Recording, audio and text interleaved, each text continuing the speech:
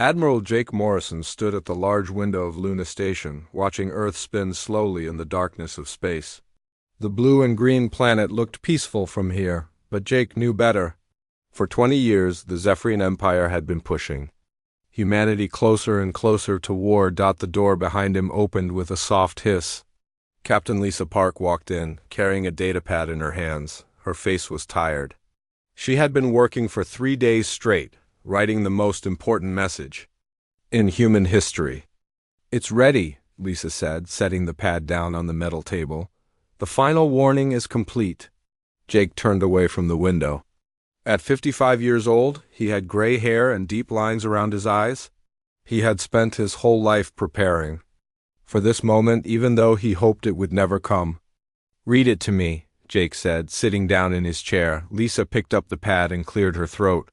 "To the Zephyrian Empire and all who serve under their flag. The Terran Federation has reached the limit of its patience.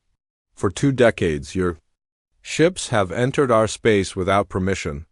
You have scanned our defenses, stopped our trade ships, and demanded tribute from our colonies. We have tried to solve these problems through peaceful talks, but you have ignored our requests for respect." Jake nodded. The words were simple but strong. That was good. The aliens needed to understand exactly what humanity was saying, Lisa continued. Reading.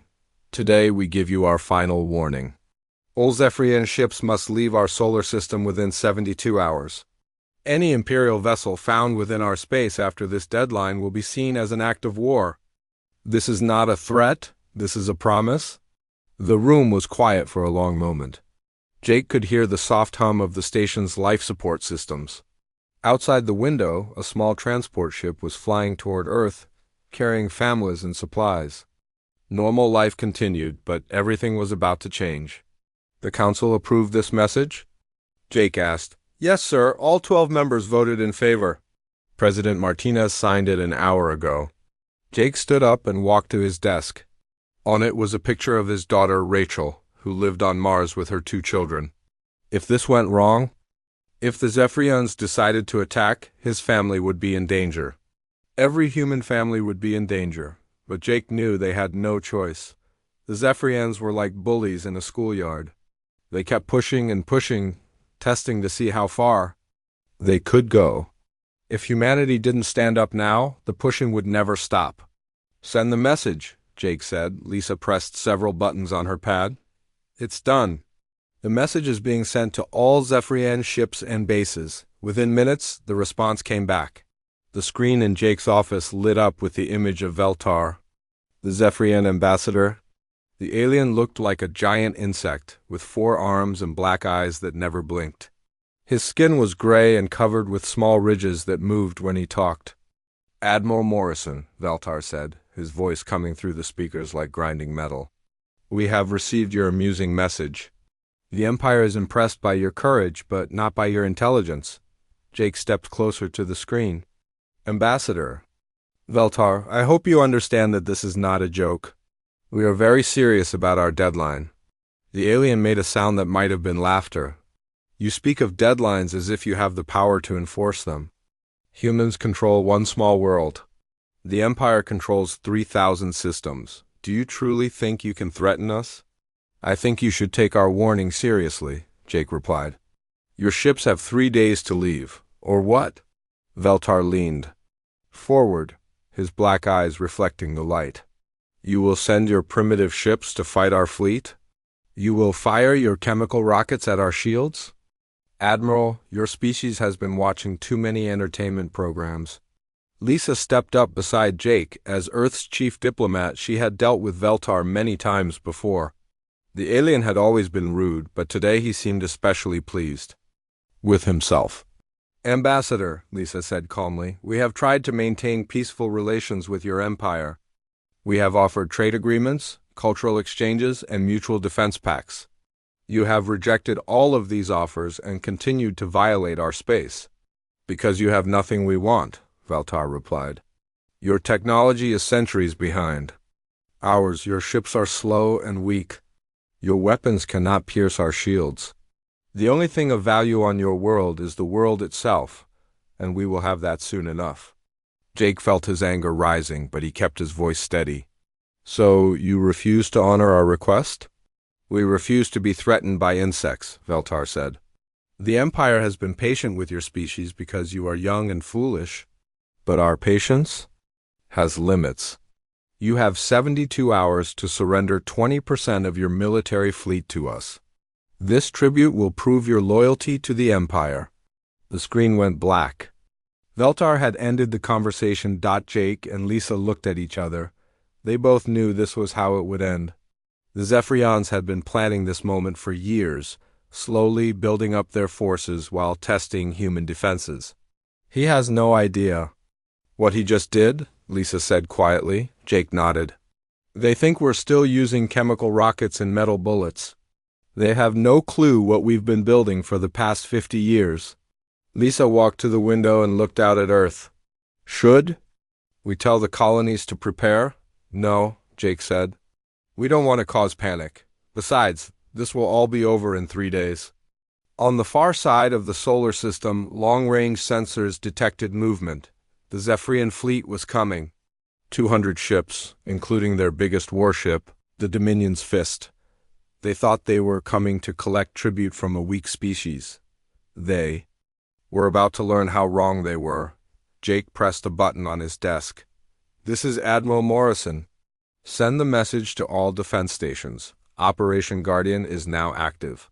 All personnel report to battle stations.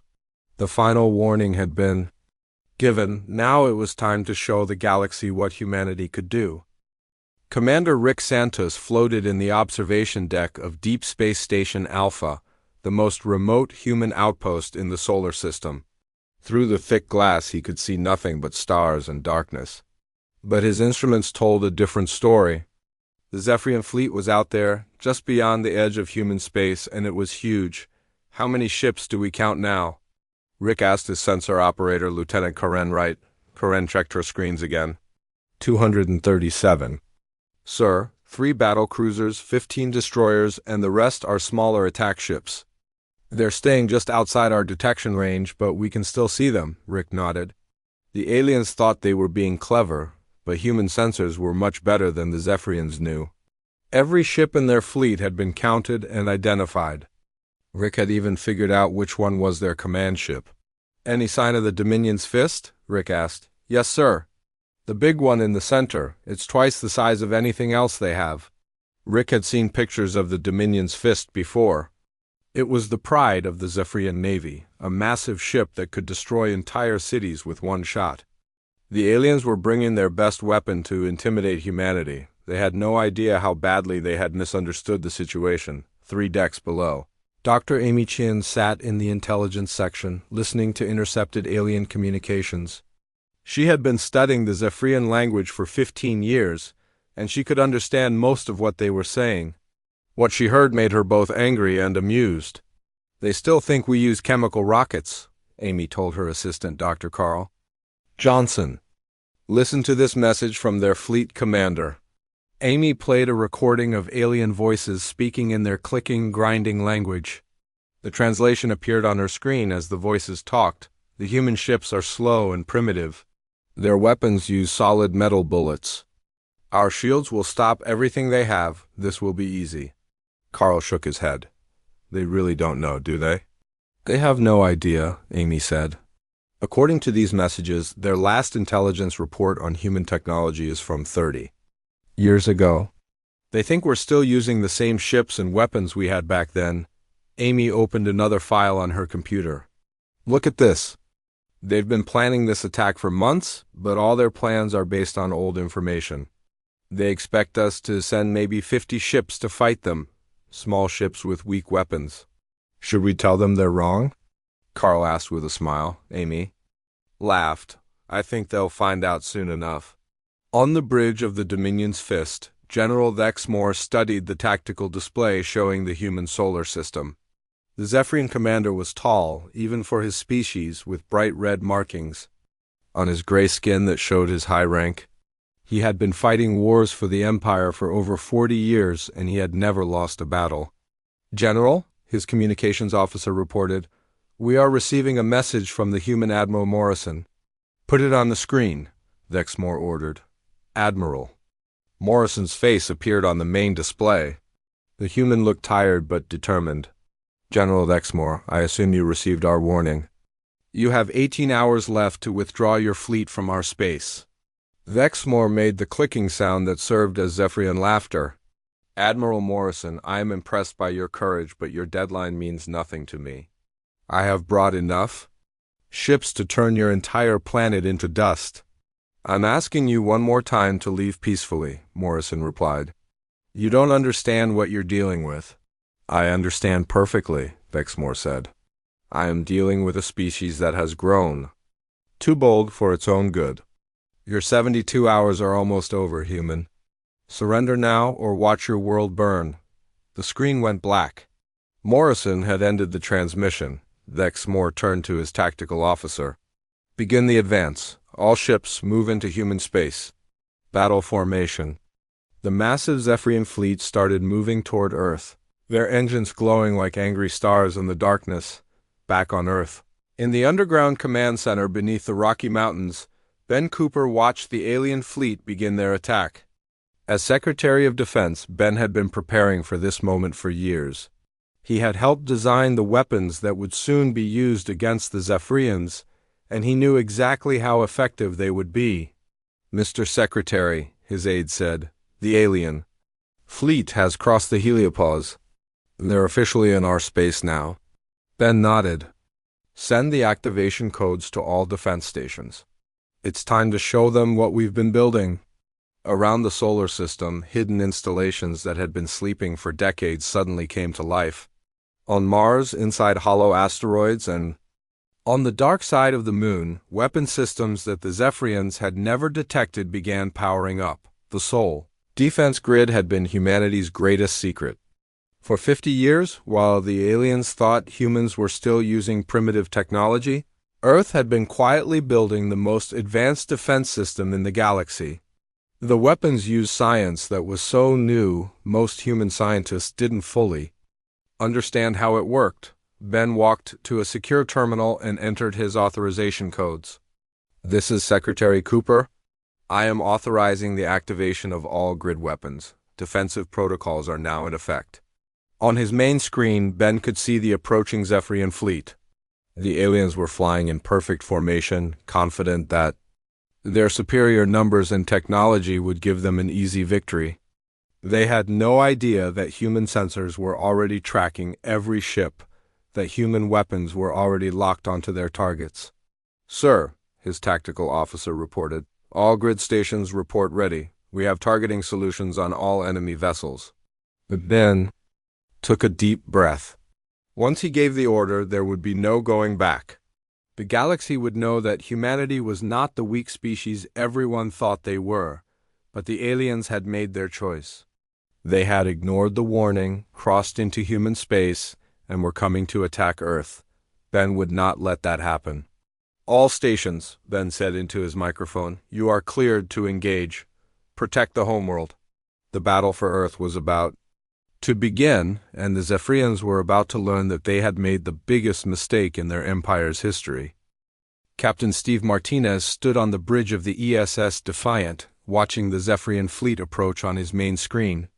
The alien ships looked impressive, their hulls glowing with energy and their weapons already charging for battle. Steve had to admit they were beautiful in their own way, but beauty would not save them from what was coming. Captain, his tactical officer reported, the enemy fleet is now within optimal range. All human ships are ready to engage. Steve looked around. His bridge. His crew was calm and professional, just the way he had trained them. They had practiced this moment hundreds of times in simulations, but this was the real thing. The safety of Earth and all human colonies depended on what happened in the next few minutes. Signal to all ships, Steve said. Begin dimensional expansion. Let's show them what we really are. Around the solar system, small human patrol ships that the Zephyrians had barely noticed suddenly began to change. What looked like tiny vessels no bigger than shuttles started to unfold like metal flowers. Space itself seemed to bend around them as they grew larger and larger. On the bridge of the Dominion's fist, General Exmoor watched his tactical display with growing confusion. The human ships were changing size, but that was impossible. Nothing could alter its physical dimensions like that. Tactical officer, Exmoor clicked. What is happening to their ships? The younger Zephyrian stared at his instruments. I don't know, sir. The readings don't make sense. Those small vessels are now showing as battle cruisers, but they occupy the same space coordinates. Exmoor felt a cold fear creep up his spine. In 40 years of warfare, he had never seen anything like this. All ships open fire immediately. Destroy them before they can complete whatever they are doing. The Zephyrian fleet unleashed a massive barrage of energy weapons. Bright beams of destruction crossed the darkness of space, enough firepower to destroy a small moon. The attack should have vaporized the human ships instantly. Instead, the energy beams simply disappeared. They struck the human vessels and vanished as if they had never existed. Steve Martinez smiled as he watched the alien attack fail completely. Quantum barrier fields are holding at 100%. They might as well be throwing rocks at U.S. His weapons officer, Lieutenant Paula Davis, looked up from her station. Sir, all exotic matter cannons are charged and ready. Target their command ship, Steve ordered. One shot. Let's make it count. The ESS Defiant fired a single beam of pale blue light. It didn't look like much compared to the massive energy blasts the Zephyrians had used, but when it struck the Dominion's fist, something impossible happened.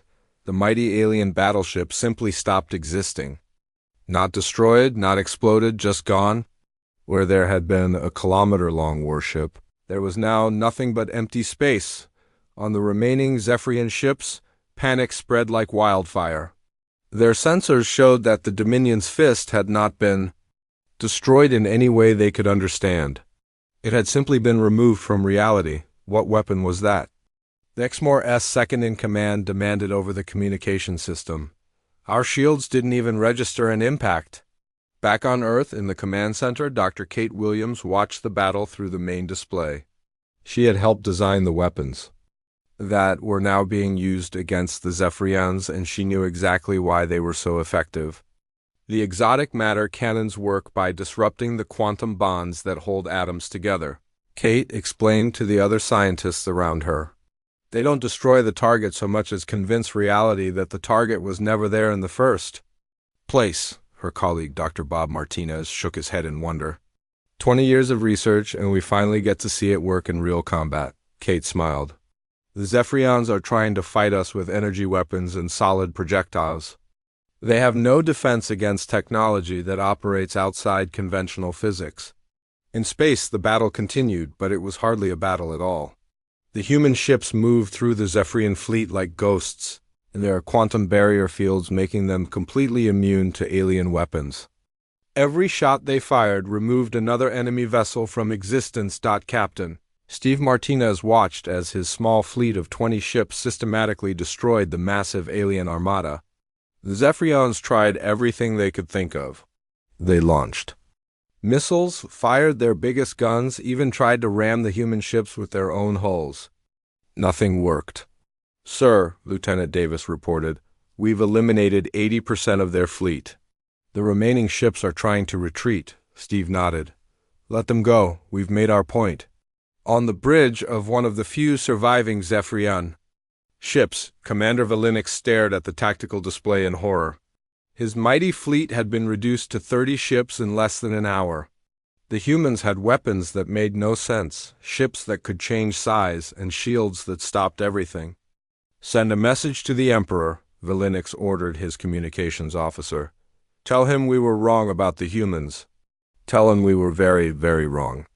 The surviving Zephyrian ships fled toward the edge of the solar system, their crews traumatized by what they had witnessed. They had come expecting to fight primitive humans with chemical rockets and metal bullets. Instead, they had faced technology that seemed like magic. Back on Earth, Admiral Morrison watched the alien retreat with satisfaction. The demonstration had been even more effective than he had hoped. Not only had humanity defended itself, but they had done it with such overwhelming superiority that the news would spread throughout the galaxy. Send a message to all human colonies. Morrison ordered. "Tell them the threat is over. The Zephyrians are retreating." His aide, Colonel Nancy Brown, looked up from her station.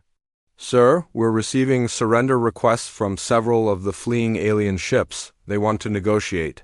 Morrison considered this. The battle was won, but the war might just be beginning. Word of this defeat would reach the Zephyrian Emperor soon, and he would have to decide whether to accept the loss or send an even bigger fleet. "Tell them we'll accept their surrender," Morrison said. "But make it clear that any Zephyrian ship that enters our space again will be destroyed immediately." Dr. Kate Williams walked over to the Admiral's station. "Sir, what about the ships?" "We destroyed? The crews?" Morrison's expression was grim. "The exotic matter weapons don't leave survivors, Kate. When a ship is removed from reality, everything on it goes with it. The Zephyrians need to understand that we're not playing games. The battle was over, but the real test was just beginning.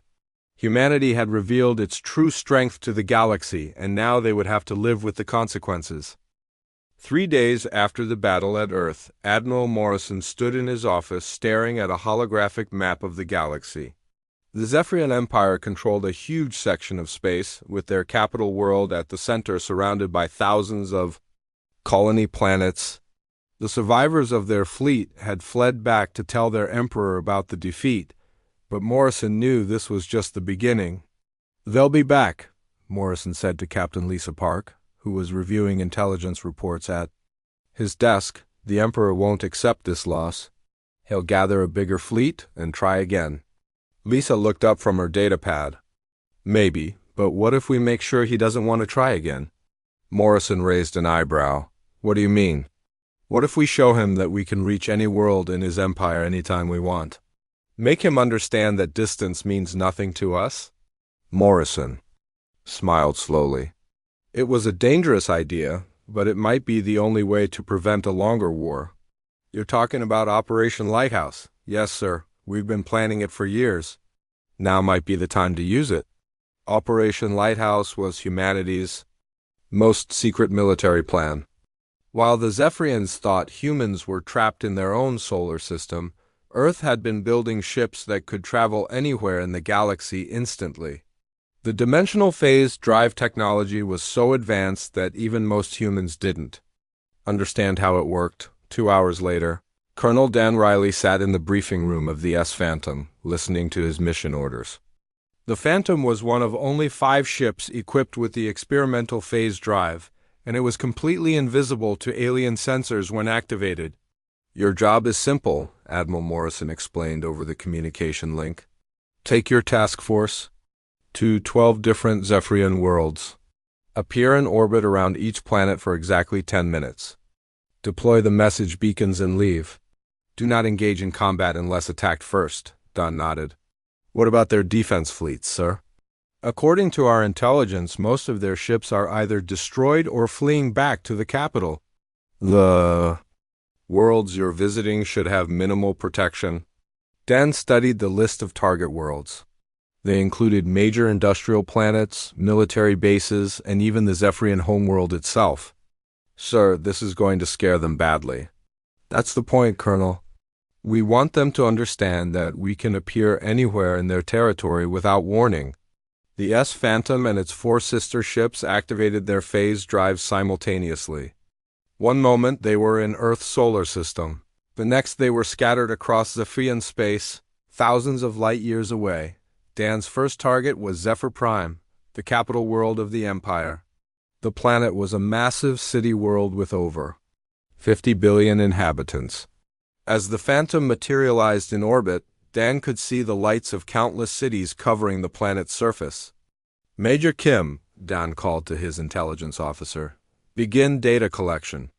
I want to know everything about their defensive systems." Major Susan Kim was already working at her station, her fingers flying over the controls. "Sir, I'm reading massive confusion in their communication networks. They're trying to figure out where we came from." "Any sign of their defense fleet?" "Negative, sir. Looks like most of their ships are still returning from the battle at Earth." Don activated the beacon deployment system. A small device no bigger than a basketball ejected from the Phantom and began broadcasting a holographic message in the Zephyrian language. The message appeared in the sky above every major city on the planet. People of the Zephyrian Empire. The message began, "This is a communication from the Terran Federation.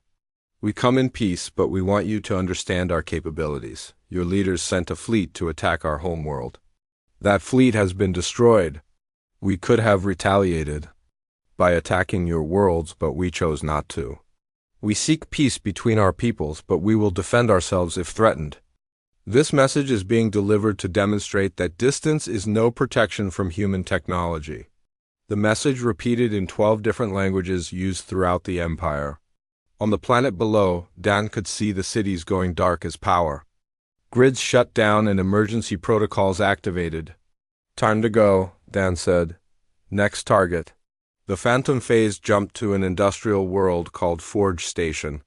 The planet was covered with factories and shipyards, producing weapons and ships for the Empire. Don deployed another beacon and watched the same message appear over the planet's major cities. "Sir," Major Kim reported, "I'm detecting something interesting. The factories down there are producing ships based on old human designs. They've been studying our technology for years." Dunn nodded. "Download everything you can about their production capabilities. We need to know what they're building." The task force continued their mission, appearing over world after world. At each location they stayed for exactly 10 minutes, deployed their beacon, and collected intelligence data. The psychological effect was devastating. On the military base planet of Iron Fist, General Klextar watched the human ship appear in his sky with growing terror. His base was supposed to be one of the most secure locations in the Empire, protected by layers of defensive systems and early warning networks. The humans had bypassed all of it. How did they get past our sensors? Klextar demanded of his staff. "We don't know, sir," his aide replied. One moment space was empty, the next moment they were there. Klextar stared at the holographic message floating above his headquarters. The humans were making it clear that they could strike anywhere in the Empire without warning. If they wanted to destroy this base, they could have done it before anyone even knew they were there. "Send a message to the Emperor," Klextar ordered. "Tell him the humans have technology we don't understand. Tell him we may have picked a fight we cannot win." Similar scenes played out across the Empire. On colony worlds, trade stations, and military bases, the sudden appearance of human ships caused panic and confusion. The message was always the same: "We could attack you, but we choose not to. We want peace, but we will defend ourselves." Major Kim worked frantically to download as much intelligence as possible from each location. The information she was collecting would keep Earth's analysts busy for years. Military codes, ship designs, defensive plans, economic data. The humans were learning everything about their enemy. "Colonel," Kim reported during their visit to the 8th target world, "I'm seeing something troubling in the communications I'm intercepting. Several of the Empire's subject species are starting to question their loyalty." Dawn wasn't surprised. The Empire ruled through fear and intimidation. If their subjects believed the Empire was weak, rebellion would follow. What kind of questioning?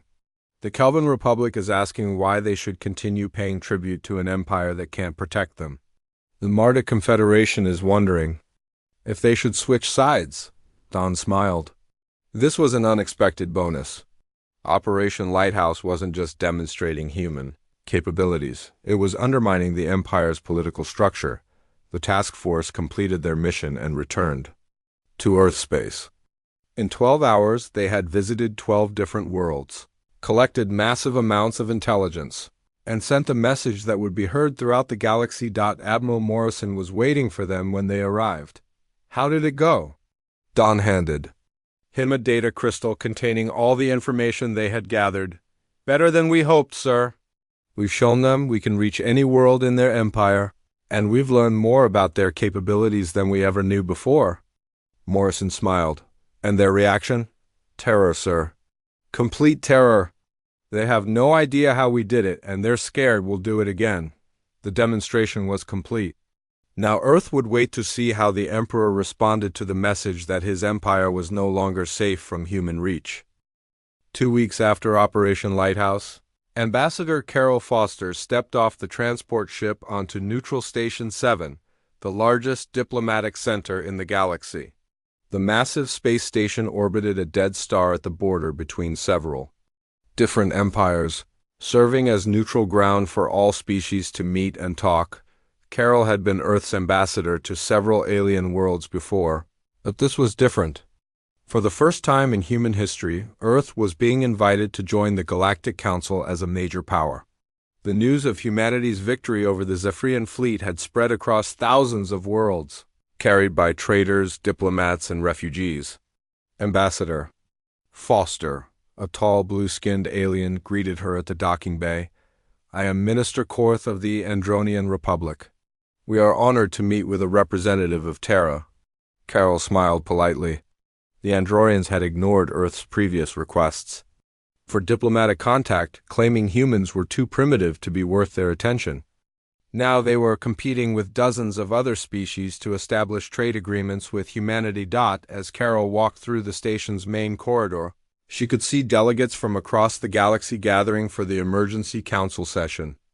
The vegans, who controlled the largest trade networks, the Crystalline Confederation, whose technology was considered among the most advanced, the Free Worlds Alliance, a group of independent planets that had been fighting the Zephyrian Empire for decades.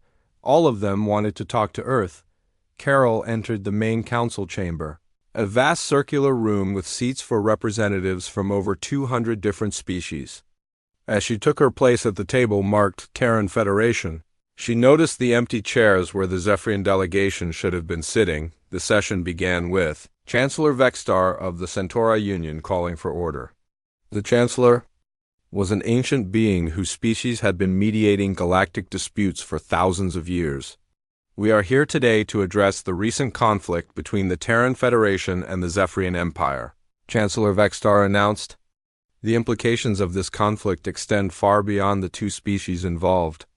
Ambassador Kelder of the Free Worlds Alliance stood up to speak.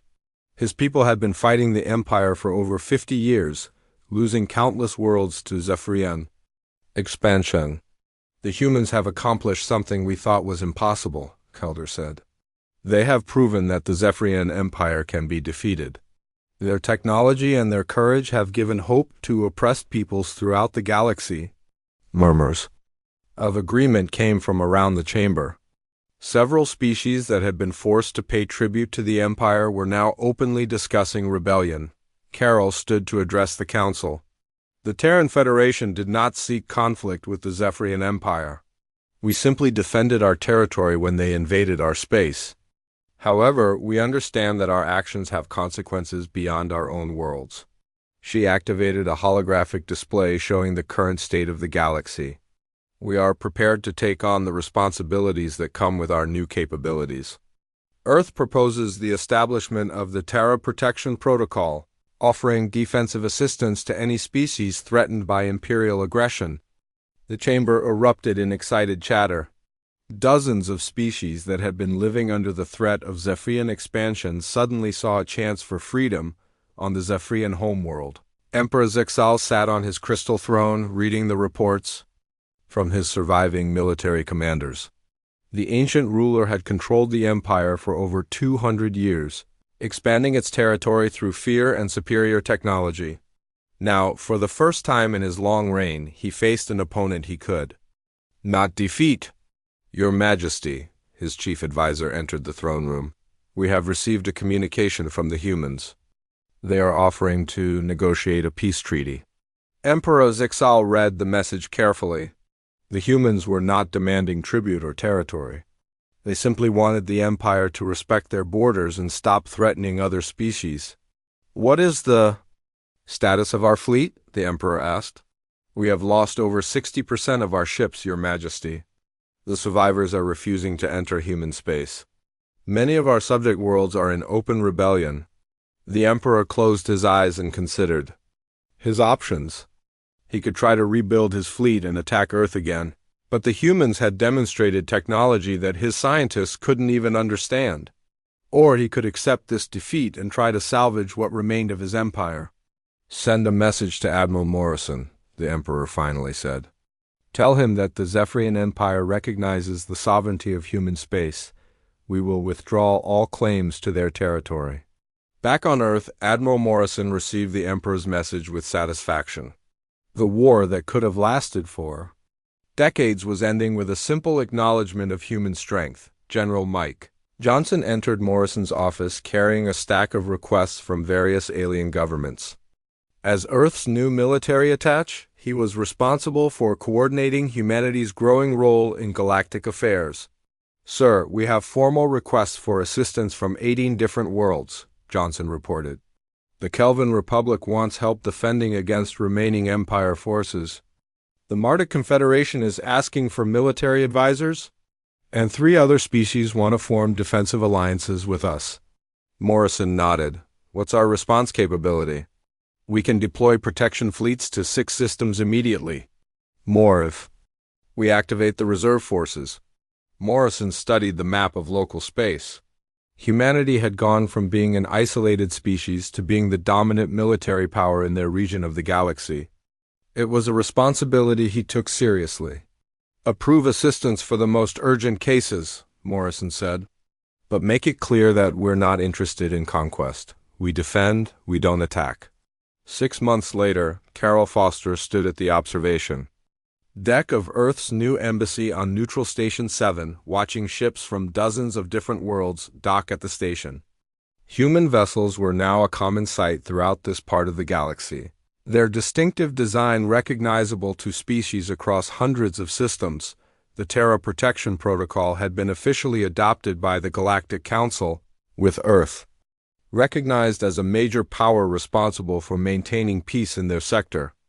Trade agreements were bringing new technology and resources to human worlds, while human defensive technology was helping smaller species maintain their independence. Dr. Kate Williams, now serving as Earth Science Attaché, joined Carol at the observation window.